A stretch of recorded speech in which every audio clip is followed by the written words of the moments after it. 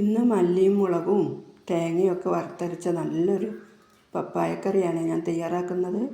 നല്ല ടേസ്റ്റാണിത്. ഇതെങ്ങനെ തയ്യാറാക്കുന്നത് നോക്കാം. ഇതിനായിട്ട് ഞാനൊരു പപ്പായ എടുത്തിട്ടുണ്ട്. ഇതിൻ്റെ തൊലി കളഞ്ഞ് നുറുക്കി എടുത്തുകൊണ്ട് വരാം. നുറുക്കി കഴുകി എടുത്തതാണിത്. ഇനി ഇതിലേക്ക് ഒരു 2 പച്ചമുളക്, 4 ചെറിയ ഉള്ളി, ഒരു തക്കാളിയുടെ പകുതിയും കൂടെ ചേർത്ത് കൊടുക്കാം.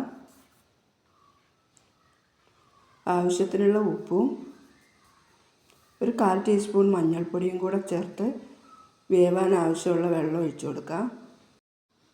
പപ്പായയുടെ മേലെ നിൽക്കും പോലെ വെള്ളം ഒഴിച്ചു കൊടുക്കണം. ചട്ടിയിലായതുകൊണ്ട് വെന്ത് കിട്ടാൻ വേണ്ടിയാണ്.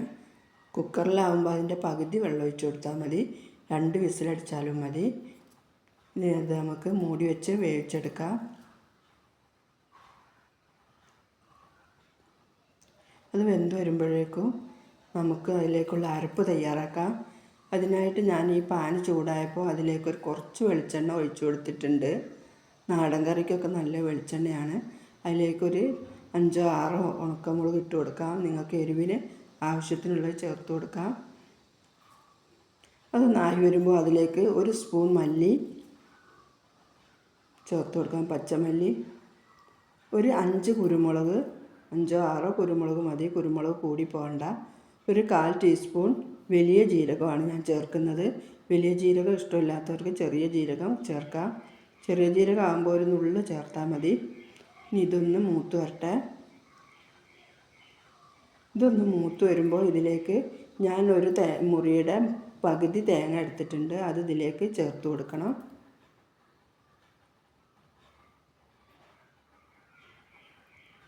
ഇത് നല്ലപോലെ വറുത്തെടുക്കൊന്നും വേണ്ട. ഈ തേങ്ങയുടെ പച്ചമണമൊക്കെ ഒന്ന് മാറിക്കിട്ടിയാൽ മാത്രം മതി.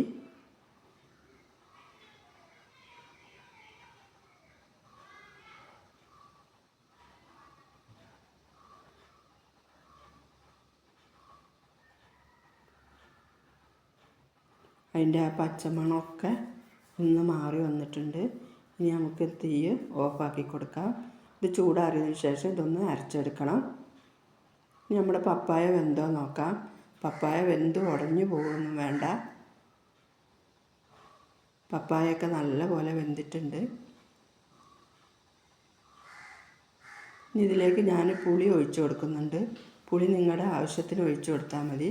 ഞാനൊരു ചെറിയ നെല്ലിക്കയുടെ വലുപ്പത്തിനുള്ള പുളി, വാളംപുളിയാണ്. അത് വെള്ളത്തിലിട്ട് വെച്ചതാണ്. അത് പിഴിഞ്ഞതിലേക്ക് ഒഴിച്ചു കൊടുത്തിട്ടുണ്ട്. ഇതൊന്ന് തിളച്ച് വരുമ്പോൾ നമ്മൾ അരച്ച് വെച്ചിട്ടുള്ള അരപ്പ് ഇതിലേക്ക് ചേർത്ത് കൊടുക്കാം. ഒരു കഷ്ണം തക്കാളി ഇട്ടാൽ പപ്പായക്കറി നല്ല ടേസ്റ്റായിരിക്കും കേട്ടോ. ഇനി ഇഷ്ടമില്ലെങ്കിൽ ചേർക്കേണ്ട ആവശ്യമില്ല. പുളി മതി. ഞാൻ ജാറിൽ കുറച്ച് വെള്ളം ഒഴിച്ച് അതും കൂടെ ചേർത്ത് കൊടുക്കാം. വെള്ളം കൂടി പോകണ്ട. ഇത് നല്ലപോലെ ഒന്ന് ഇളക്കി യോജിപ്പിച്ച് കൊടുത്തതിന് ശേഷം ഇതിൻ്റെ പുളിയും തേങ്ങേൻ്റെ ആ രുചിയൊക്കെ ആ പപ്പായയിലൊക്കെ ഒന്ന് പിടിച്ച് വരട്ടെ. അത് കുറച്ച് നേരം ഒന്ന് തിളച്ച് വരട്ടെ. നല്ലപോലെ തിളച്ച് വന്നിട്ടുണ്ട്. ഇനി നമുക്ക് ഇതിലേക്കൊരു വറവ് തയ്യാറാക്കാം. ഇത് ഓഫാക്കി കൊടുക്കാം. അതിന് ഞാൻ കുറച്ച് വെളിച്ചെണ്ണ എടുത്തിട്ടുണ്ട്. നാടൻ കറിക്കൊക്കെ നല്ല വെളിച്ചെണ്ണയാണ്. അതിലേക്കൊരു 1/2 ടീസ്പൂൺ കടുക്, അത് പൊട്ടി വരുമ്പോൾ ഒരു 4-5 ചെറിയ ഉള്ളി അരിഞ്ഞത്, അതൊന്ന് മൂത്ത് വരട്ടെ.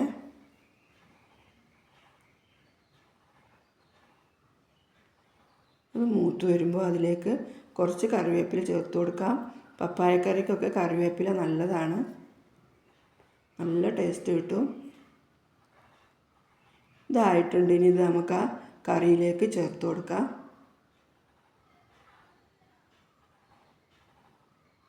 നിങ്ങൾക്ക് എൻ്റെ വീഡിയോ ഇഷ്ടപ്പെട്ടാൽ ലൈക്കും സബ്സ്ക്രൈബും ഒക്കെ ചെയ്യണേ. വീഡിയോ കാണുമ്പോഴേ ഒന്ന് ലൈക്ക് ചെയ്യണേ. നമ്മുടെ കറി റെഡി ആയിട്ടുണ്ട്.